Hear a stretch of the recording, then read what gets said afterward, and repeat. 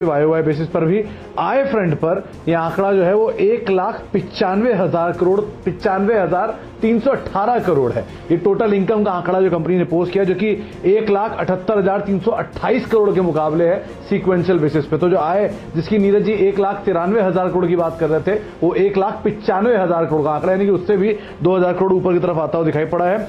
इसके अलावा आप अगर फर्दर सेग्रीगेट करेंगे इसको, तो O2C कारोबार का EBITDA करीब करीब 13,530 करोड़ आया है, जो कि सीक्वेंशियली 12,720 करोड़ से बढ़कर आया है। इसके अलावा रिटेल कारोबार का जो EBITDA है वो करीब करीब 3,835 करोड़ है। बाजार में अनुमान था 3,600 करोड़ का एक आंकड़ा आने का, ये करीब करीब 3,835 करोड़ आया 2,900 करोड़ के मुकाबले।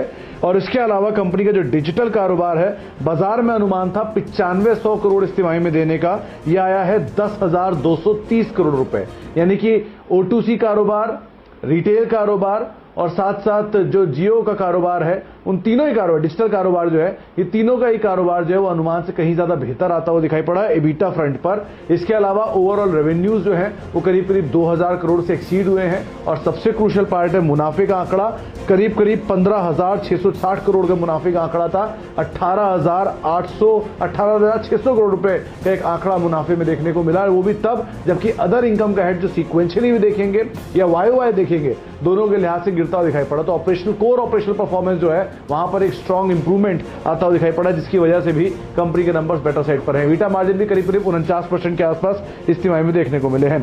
पार्थिव शाह, शरद अवस्थी और अम्बरीश बालिका, तीन जानकार हमारे साथ मौजूद हैं, उनसे भी हम बातचीत करेंगे।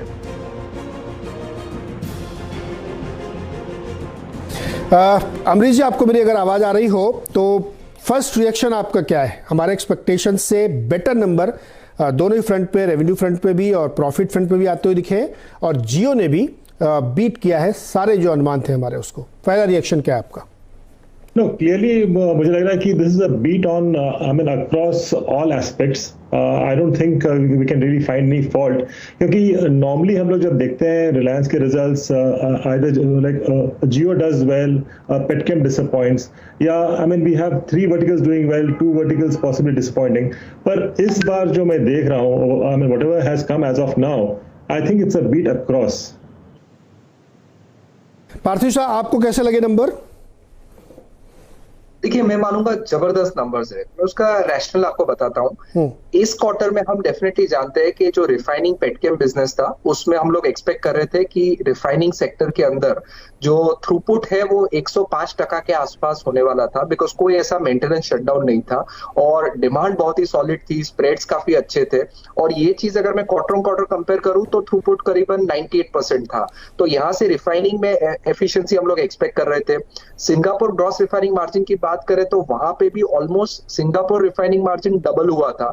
तो उस लिहाज से हम जानते हैं कि रिलायंस हमेशा GRMs में सिंगापुर ग्रॉस रिफाइनिंग मार्जिन के बेंचमार्क से बेटर काम करता है, तो वो डेफिनेटली दिख रहा है नंबर्स में। और हम जानते हैं कि अभी रिलायंस बिकॉज O2C डिवीजन में कंसोलिडेटेड बेसिस पे रिपोर्टिंग करते हैं, तो हमें सेग्रीगेटेड GRM का जो नंबर है वो बाद में कैलकुलेट करना पड़ेगा पेटकोक का माइनस करने के बाद। लेकिन अगर